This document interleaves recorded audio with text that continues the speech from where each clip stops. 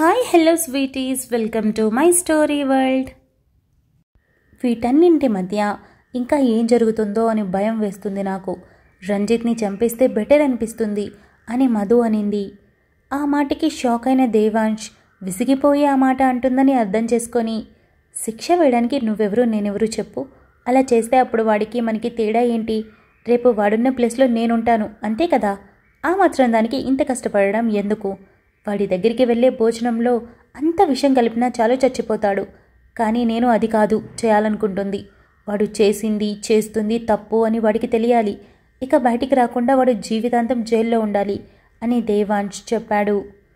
చాలామందిని చంపేశాడు కదా, మనల్ని ఇబ్బంది పెడుతున్నాడు కదా, తప్పుగా ప్రవర్తిస్తున్నాడు కదా, అలాంటివాడు ఎందుకు ఉండాలి లోపల, ప్రశాంతంగా ఏ కష్టం చేయకుండా 3 పూటలా తింటూ హాయిగా నిద్రపోతూ బ్రతికేయాలా, అప్పుడది శిక్ష ఎలా అవుతుంది, సుఖమవుతుంది కానీ అని మధు అనింది. మధు, దేవుడు ఎలా రాసిపెట్టాడో నాకు తెలియదు, రేపటి రోజు ఏం జరుగుతుందో కూడా తెలియదు, నువ్వన్నట్టే రంజిత్ బ్రతుకుతాడో లేదో, లేదా జైల్లో సుఖాలు అనుభవిస్తాడో, ఇవేవీ నేను చెప్పలేను, కానీ ప్రస్తుతానికి నేను నా కుటుంబాన్ని కాపాడుకోవాలి, అదే చేస్తున్నాను అని చెప్పాడు. మధు దేవాంశ్ వైపు చూసి, ఇంకొకసారి ఇలా పిచ్చి పిచ్చి పనులు చేసి నన్ను బాధ పెట్టొద్దు చెప్తున్నా, ఇలాంటివి ఏదైనా జరుగుతుందంటే నువ్వు అన్నయ్య వాళ్ళ హెల్ప్ తీసుకో, లేదా వివేక్ ఉన్నాడు, భవన్ బాబా ఉన్నాడు, అందరూ ఉన్నారు కదా అని మధు చెప్పింది. సరే, ఇంకెప్పుడు ఇలా జరగదు, ప్రామిస్, నమ్మకం ఉంచవా ఈ ఒక్కసారికి అని దేవాంశ్ చెప్పాడు. మధు చిన్నగా తల ఊపి, ఇప్పుడు నాకున్న ఆప్షన్ అదొక్కటే కదా, అందుకే నమ్ముతున్నాను, కానీ ఇంకొకసారి ఏదైనా జరిగితే మాత్రం నేను అస్సలు ఊరుకోను అని చెప్పింది. దేవాంశ్ రిలాక్స్గా ఫీల్ అయ్యి, అమ్మయ్యా ఇప్పటికి నార్మల్గా మాట్లాడావు అని తన అరచేతిలో ముద్దిచ్చి మాటల్లో పెట్టి కాస్త మధుని నార్మల్ చేసే పనిలో పడ్డాడు. అనన్య జరిగిన సిచ్యువేషన్ని చూసి ఆలోచిస్తూ రూమ్లోకి వెళ్ళింది. అప్పటికే తనకి మిస్డ్ కాల్స్ వచ్చి ఉండటంతో చూసి అవి వివేక్ దగ్గర నుండి కావడంతో కాల్ బ్యాక్ చేసింది. వివేక్ లిఫ్ట్ చేసి, ఏంటి మేడం బాగా బిజీగా ఉన్నట్టున్నారు, కాల్ చేస్తే కూడా లిఫ్ట్ చేయలేదు అని అన్నాడు. బావా మరేమో దేవాంశ్ బావ ఆఫీస్కి వెళ్ళి వెంటనే తిరిగి వచ్చాడు, అది కూడా ఒంటి నిండా రక్తంతో అని అనన్య చెప్పగానే వివేక్ షాక్ అయి, ఏం చెప్తున్నావు నువ్వు అని అన్నాడు. నిజంగానే బావా, చేతికి కట్టుకొని వచ్చాడు, అడిగితే సెల్లార్లో కార్ పార్క్ చేసి వస్తూ ఉండగా ఒక మేకు గీరుకుపోయింది అని చెప్పాడు, కానీ దెబ్బ చూస్తే కదా పెద్దగానే అనిపించింది, అదే ఆలోచిస్తూ ఉన్నాను, అందరం ఇప్పటివరకు హాల్లో ఉన్నాం, అందుకే నువ్వు కాల్ చేసింది చూడలేదు. ఇంకొక విషయం, నీకు మా అమ్మయ్య వాళ్ళకి పెద్దనాన్నకి ఈ విషయం చెప్పొద్దని చెప్పాడు, కంగారు పడతారని, ఇకపోతే ఇంట్లోనే ఉన్నాడు, రెస్ట్ తీసుకుంటున్నాడు, నువ్వు కంగారు పడకు అని అనన్య చెప్పింది. అది కాదురా, సడన్గా ఏం జరిగింది, కమ్మి గీరుకుపోవడం ఏంటి సిల్లీగా, లేదు అని వివేక్ అన్నాడు. నాకు కూడా అలాగే అనిపించింది అని అనన్య చెప్పింది. రంజిత్ ఏమైనా చేసుంటాడా అని వివేక్ అనగానే, ఇదే డౌట్లో ఉన్నాను అని అనన్య అనింది. సరే నేను వస్తున్నాను, నువ్వు ఈ విషయం ఎవరికీ చెప్పకు, నేను నార్మల్గా వచ్చినట్టే వస్తాను సరేనా అని వివేక్ చెప్పాడు. అలాగే బావా అని అనన్య కాల్ కట్ చేసి పక్కన పెట్టి పొద్దున వచ్చిన లెటర్ చదివేందుకు అస్సలు అవకాశం దొరకకపోవడంతో దాచిన లెటర్ని తీసుకొని డోర్ క్లోజ్ చేసి వెళ్ళి కూర్చొని ఓపెన్ చేసింది. హాయ్ డార్లింగ్, ఏమైనా నిన్ను గుర్తు చేసుకోకుండా ఉండలేకపోతున్నాను, ఈ విషయంలో ఇంట్లో ఎవరికి చెప్పినట్టు లేదు, అందుకే ఇంతవరకు ఇష్యూ నా వరకు రాలేదు, ఇదే నేను కోరుకునేది, ఇక ఈరోజు లెటర్ రాయడానికి కారణం ఏమీ లేదు, సింపుల్గా థ్యాంక్స్ చెప్పడానికి, ఇకపోతే నెక్స్ట్ నుండి నీకు కొన్ని టాస్కులు మొదలవుతున్నాయి, అవి నువ్వు చేయాలి, చేయకపోతే నీ మొగుడు చిక్కుల్లో పడడం ఖాయం, ఇది నేను మాట వరుసకి చెప్పడం లేదు, చేసి చూపిస్తాను, కాబట్టి చెప్పింది చేసుకుంటూ వెళ్ళడమే, రాబోయే లెటర్ కోసం ఎదురు చూస్తూ ఉండు బంగారం, బాయ్ అని ఉండటంతో చదివిన అనన్య ఆ లెటర్ని మడతపెట్టి తిండు కింద పెట్టి, ఏంటి వీడి బాధ, డొక్కు వీడిచ్చే టాస్క్ నేను చేయడం ఏంటి అని అనన్య అనుకుని, అచ్చో నేను కాదు నా ప్లేస్లో అక్క చేయాలి, అది కదా వాడు చెప్పేది అని అనుకుంది. అయినా వాడు చెప్పినవి అక్క ఎందుకు చేయాలి అని ఆలోచిస్తూ దేవాంష్కి దెబ్బ తగిలిన విషయం గుర్తురాగానే, అంటే ఇలా ఏదైనా చేస్తాడా, ఇప్పుడు కూడా ఇది మామూలుగా తగిలిన దెబ్బలా కనిపించడం లేదు, అంటే వాడే ఏదైనా చేస్తున్నాడా, ఒరే రంజిత్గా పెట్టుకోక నాతో పెట్టుకున్నావు, చచ్చావే నువ్వు, నేనేమైనా మా అక్కలాగా అమాయకురాలు అనుకుంటున్నావా? అనన్యరా ఇక్కడ, నీ తాట తీసి ఆరేస్తా.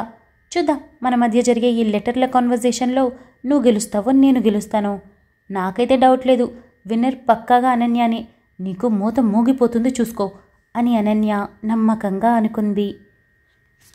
వదిన, అప్పటి నుండి చూస్తున్నాను, ఏదో ఆలోచిస్తూనే ఉన్నావు. ఏంటది అని గౌతమి స్టవ్ ఆఫ్ చేసింది.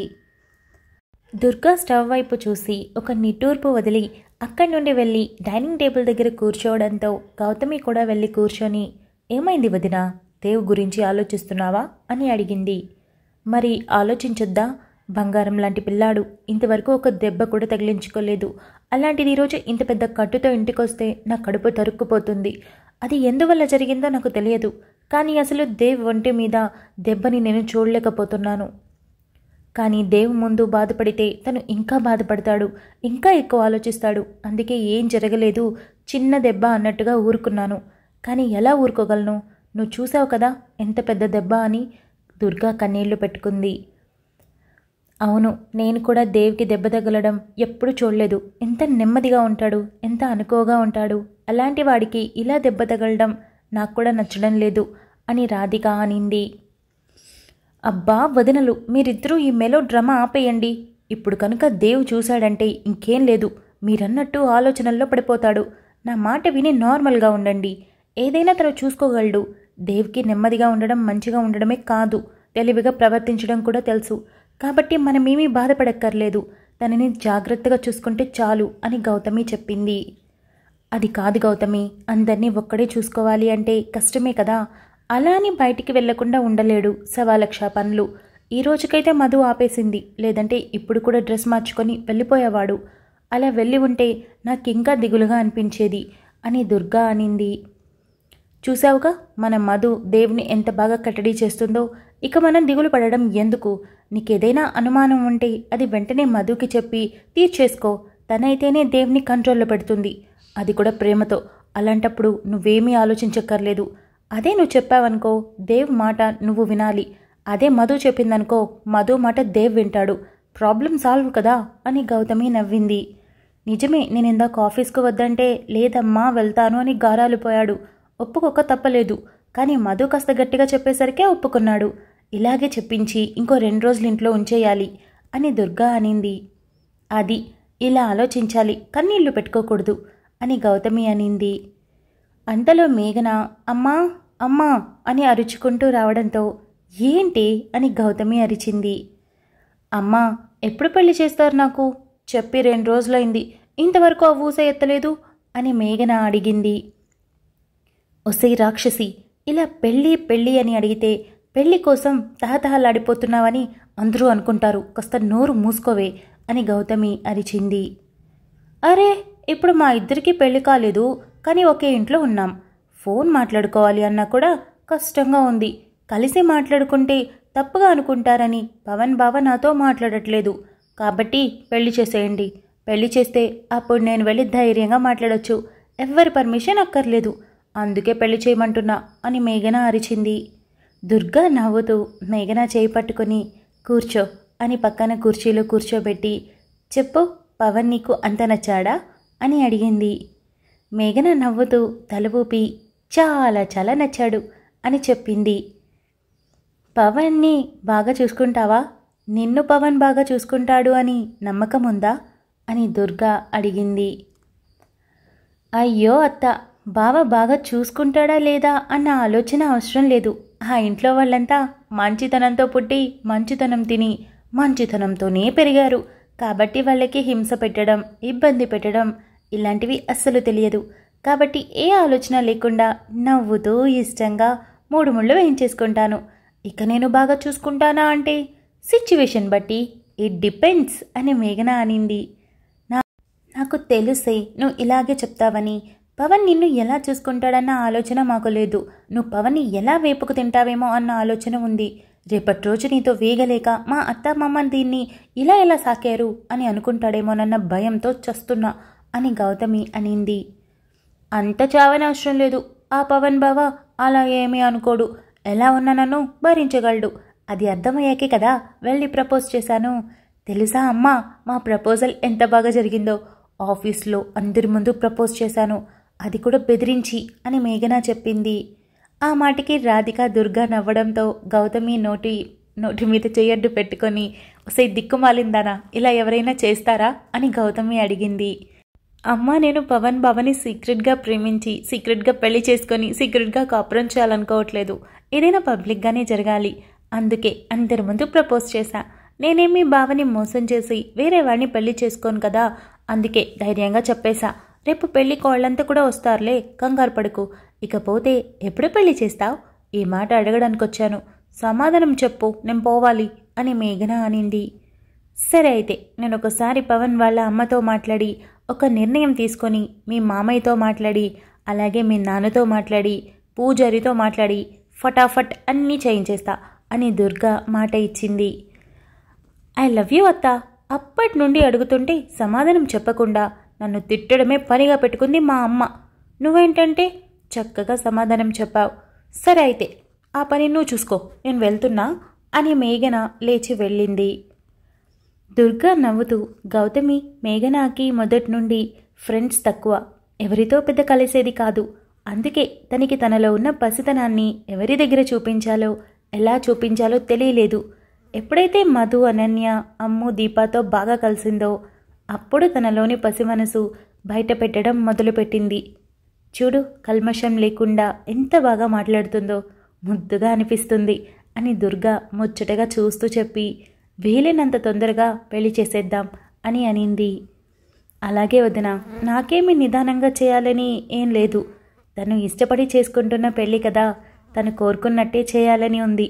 ఎలాగో పెళ్ళయ్యాక దగ్గరగానే ఉంటుంది కాబట్టి ఏ దిగులు లేదు అని గౌతమి మనసులో మాట చెప్పింది.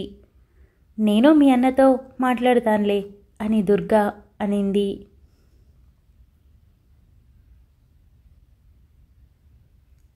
మధు, బోర్ కొడుతుంది, కారులో నా ల్యాప్టాప్ ఉంది, తెచ్చిస్తావా అని దేవాంశ్ నెమ్మదిగా అడిగాడు. పైకి లే అని దేవాంశ్ని లేపి మధు లేచి నిలబడి, ఒకసారి చెప్తే అర్థం కదా, రెస్ట్ తీసుకోవడం అంటే సైలెంట్గా ఉండమని అర్థం. అప్పుడు ల్యాప్టాప్ పెట్టుకొని ఇక్కడ పని చేస్తే ఆఫీస్కి వెళ్ళినా ఒకటే, ఇక్కడ ఉన్నా ఒకటే కదా అని అరిచింది. సరే, సైలెంట్గా ఉండి ఏం చేయమంటావు చెప్పు అని దేవాంశ్ అడిగాడు. అదంతా నాకు తెలియదు, నువ్వేం చేయక్కర్లేదు, సైలెంట్గా ఉండు, అదే కావాలి నాకు అని మధు చెప్పింది. సరే, వర్క్ చేయను, కానీ ఇలా రా అని మధు చేయి పట్టుకొని దగ్గరికి లాగి, అమ్మ నాన్న ఆట ఆడుకుందామా అని అడిగాడు. మధు సీరియస్గా మొహం పెట్టుకొని, ఓహో, నీకు ఇంకో చేయి కూడా వెరకుట్టుకోవాలని అంత ఆశగా ఉందా? అమ్మా నాన్న ఆట లేదు, ఉట్టి మీద కూడు లేదు, సైలెంట్గా పడుకో అని అనింది. దేవాంశ్ సీరియస్గా చూస్తూ, నువ్వు నా లైఫ్తో ఆడుకుంటున్నావు అని అన్నాడు. అవును, నాకు నీ లైఫ్తో ఆడుకోవడం అంటే చాలా ఇష్టం. మామూలుగా ఆడుకోను, ఫుట్బాల్ ఆడుకుంటాను అని మధు అంటూ ఉండగా ఫోన్ మోగడంతో చూడగా రాఘవేంద్ర దగ్గర నుండి కావడంతో డాడీ కాల్ చేస్తున్నాడు అని చెప్పి లిఫ్ట్ చేశాడు. హలో దేవ్, ఒకసారి ఆఫీస్కి వస్తావా అని రాఘవేంద్ర అడిగాడు. స్పీకర్ ఆన్ చేసి ఉండటంతో మధు ఫోన్ వైపు దేవాంశ్ వైపు చూసింది. డాడీ, ఇంపార్టెంట్నా అని దేవాంశ్ అడిగాడు. అవును నాన్న, ఇద్దరం కలిసి బయటికి వెళ్లాల్సిన పని ఉంది అని రాఘవేంద్ర చెప్పాడు. ఓకే డాడీ అని దేవాంశ్ అంటూ ఉండగా మధు ఫోన్ లాక్కొని, మామయ్య, దేవ్ ఎక్కడికి రాడు, తన ఇంట్లో నుండి అడుగు బయట పెట్టడు, ఏ పనున్నా సరే 2 రోజులకి వాయిదా వేసుకోండి అని మధు ఖచ్చితంగా చెప్పింది. మధు, నువ్వు ఆఫీస్లో ఏం చేస్తున్నావు అని రాఘవేంద్ర అడిగాడు. నేను ఆఫీస్లో లేను మామయ్య, దేవ్ ఇంట్లో ఉన్నాడు, రెస్ట్ తీసుకుంటున్నాడు.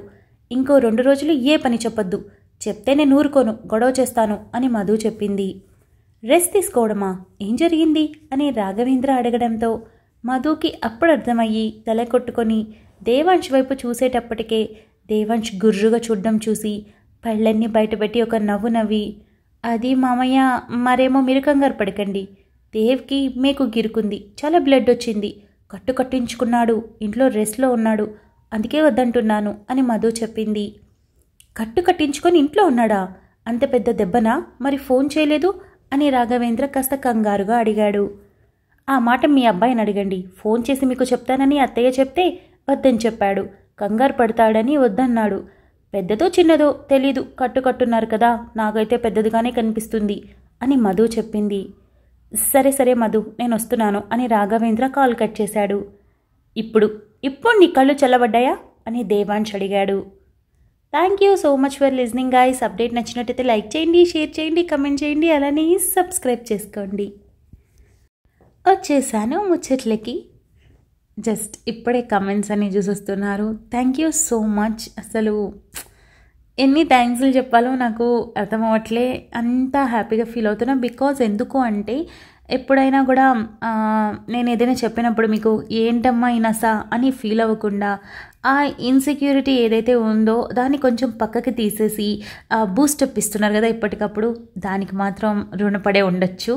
అంటే పెద్ద మాట అనుకుంటున్నారేమో, నా దృష్టిలో అయితే నేను ఎక్స్ప్రెస్ చేయలేకపోతున్నా వర్డ్స్లో. చాలా హ్యాపీగా అయితే ఫీల్ అవుతున్నాను. యాక్చువల్లీ నిన్న ఆ కమెంట్ చూసి జస్ట్ ఏ బిట్ మూమెంట్కి ముందనమాట ఒక మూవీ చూశాను నేను. అది రియల్ లైఫ్లో జరిగిన స్టోరీ అనమాట. అది చూసిన తర్వాత నేను ఆ డ్రామాలోకి వెళ్ళిపోయాను పూర్తిగా. అసలు ఎంత మూవీ చూస్తున్నంతసేపు కంటిన్యూగా ఏడుస్తూనే ఉన్నా. సో ఆ మూవీ అయ్యింది. సో వెంటనే కమెంట్ చూసేసరికి ఇక్కడ ఉన్న ఈ బరువునంతా తీసుకెళ్ళి నేను దాని మీద పెట్టేశాను అనమాట. ఎప్పుడైనా ఏదైనా మనం ఒక విషయాన్ని తీసుకునేటప్పుడు మనం ఎలా ఉన్నామన్నది కూడా మోస్ట్ ఇంపార్టెంట్ థింగ్. ఆ టైంలో నేను నార్మల్గా ఉండుంటే పక్కన పెట్టేసి ఉండేదాన్ని ఆ కమెంట్ని. కానీ నేను ఆ టైంలో నార్మల్గా లేను కాబట్టి రిప్లై ఇచ్చా. ఆ మనిషి రిప్లై ఇస్తుంటే నేను ఇస్తూనే ఉన్నాను, బాధపడుతూనే ఉన్నా. అంటే నా బాధని బయటికి పోగొట్టుకునే దానికి నాకు అదొకటి దొరికింది అనిపించింది. కానీ ఆ టైంలో నాకు అదంతా అనిపించలే, తర్వాత ఆలోచిస్తే అనిపించింది. సో మెయిన్ అదనమాట. అక్కడ ఉన్న బాధనంతా తీసుకొచ్చి దీని మీద పెట్టాను. అఫ్కోర్స్ ఇంకొక విషయం ఏంటి అంటే క్యారెక్టర్స్ మీద ఉన్న లవ్ కూడా. బికాజ్ ఇప్పుడు రంజిత్ని మీరు విపరీతంగా తిట్టారు అంటే నేను అందులో సక్సెస్ అయ్యానని అర్థం. ఎందుకంటే ఆ క్యారెక్టర్ అలా అనిపించాలని నేను రాశాను కాబట్టి.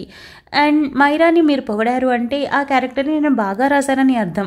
అలా కాకుండా తక్కువ చేసి మాట్లాడడం వేరు. అంటే నేను చెప్పింది మీకు అర్థమవుతుంది అనుకుంటా. చీప్ చేయడం వేరు, క్యారెక్టర్ని తిట్టడం పొగడ్డం వేరు. తిట్టడం పొగడ్డం చేశారు అంటే ఆ క్యారెక్టర్ని నేను మంచిగా రాశానని అర్థం, సక్సెస్ అయ్యానని అందులో అర్థం.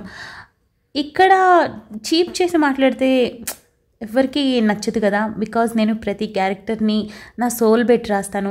రంజిత్ క్యారెక్టర్ రాసేటప్పుడు మీరు ఇంకా ఎక్కువ తిట్టాలని కోరుకుంటూ రాస్తాను, అప్పుడే నేను సక్సెస్ అవుతాను. కాబట్టి అలా రాస్తున్నప్పుడు మీరు తక్కువ చేసి మాట్లాడితే ఎవరికైనా బాధేస్తుంది కదా.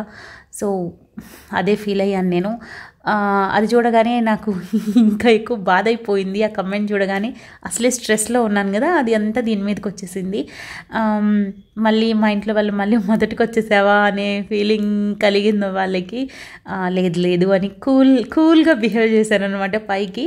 కానీ ఇన్సైడ్న నేను కొంచెం నాకు బాగా పెయిన్ఫుల్గా అనిపించింది, వాస్తవమే ఇది. బట్ పర్లేదు అనిపించింది. ఒక్కరిని ఎందుకు పట్టించుకోవాలి అనే థాట్ కూడా నాకు వచ్చింది. అందుకే ఆ కమెంట్ని డిలీట్ చేసేసాను. బట్ ఇవాళ మీకు షేర్ చేసుకున్నాను కదా, మీరంతా కమెంట్స్ అన్నీ పెట్టేసరికి ప్రతి టైంలో పక్కన ఉంటున్నారు, హ్యాపీగా అనిపించింది అనమాట. ఇప్పుడు నేను ఎక్స్ప్రెస్ చేయలేకపోతున్నా, బట్ చాలా హ్యాపీగా ఫీల్ అవుతున్నాను. Thank you so much. ఇక సంజయ్ మైరా ఎప్పుడు కలుస్తారో అని అడుగుతున్నారు. మైరాకి జగన్నాథం, తన మామయ్య, సంజయ్, కీర్తన అన్ని వైపుల నుండి క్లారిటీ ఉంది. కానీ మైరానే ప్రాబ్లమ్ని కొని తెచ్చుకుంటుంది. ఇప్పుడు నేను ఎలా నిన్న లేని దాన్ని తెచ్చుకున్నాను అలా అన్నమాట. ఇక్కడ మైరా ఏంటి అంటే క్లారిటీగా చెప్పిన తర్వాత కూడా సంజయ్కి తన ప్రశ్న అడిగినప్పుడు ఆన్సర్ చేసినప్పుడు కన్విన్స్ అయిపోయింది. బట్ లాస్ట్ మినిట్లో కాల్ వచ్చింది కీర్తనకి నార్మల్ అయిందని. సో వెంటనే మళ్ళీ తను మొదటికి వచ్చేసింది. ఇప్పుడు సంజయ్ ఏమైనా వెళ్ళిపోతానంటాడేమో అనే థాట్ వచ్చింది. అది బయటికి ఎక్స్ప్రెస్ చేస్తే ఆన్సర్ తెలుస్తుంది. కానీ మైరా ఎక్స్ప్రెస్ చేయట్లేదు కాబట్టి మనసులో ఒకదానికి అల్లుకుంటూ 100 ప్రశ్నల్ని క్రియేట్ చేసుకొని అతిగా ఆలోచిస్తుంది. అందరూ క్లారిటీ ఇచ్చేశారు. మైరా ఎక్కడికి వెళ్ళాల్సిన అవసరం లేదు, సంజయ్తోనే ఉండొచ్చు, సంజయ్ కూడా మైరాతోనే ఉంటానని క్లారిటీ ఇచ్చినా కూడా తను తీసుకోలేకపోతుంది. ఇక వాళ్ళిద్దరు ఎప్పుడు కలుస్తారు అనే ప్రశ్న చాలామంది అడిగారు. చెప్పకూడదు అనుకున్నాం, బట్ ఎక్కువ మంది ఎక్కువసార్లు అడుగుతున్నారని ఇంకా చెప్తున్నా. జస్ట్ ఒక 5 parts ఉంది స్టోరీ. ఆల్మోస్ట్ వాళ్ళిద్దరూ ఒకటవడానికి 90% అయితే అయ్యింది. స్టోరీ కాదు, వాళ్ళిద్దరు ఒకటవడానికి. సో 10% ఉంది ఇంకా స్టోరీ. ఒక 5 partsలో మీకు పూర్తి క్లారిటీ వచ్చేస్తుంది అనమాట. మైరాకి టోటల్ క్లారిటీ వచ్చేస్తుంది. అదనమాట విషయం. ఇంతకంటే ఎక్కువ చెప్పలేను. అంతే, రేపు కొత్త స్టోరీ స్టార్ట్ చేద్దాం అనుకుంటున్నా. మధ్యలో థర్స్డే ఒకరోజు మిస్ అవ్వచ్చు. మేబీ ఒకరోజు ట్రై చేస్తాను, బట్ కుదరకపోతే ఆ రోజు మిస్ అవుతుంది. సో అదన్నమాట విషయం. మంచి రోజు రేపు. సో అందుకని మంచి టైం చూసి అప్లోడ్ చేసేస్తా, మధ్యాహ్నం అనేం కాదు. అంతే ముచ్చట్లు. మనం నెక్స్ట్ పార్ట్లో కలుసుకుందాం. అంతవరకు keep smiling, stay healthy, bye guys.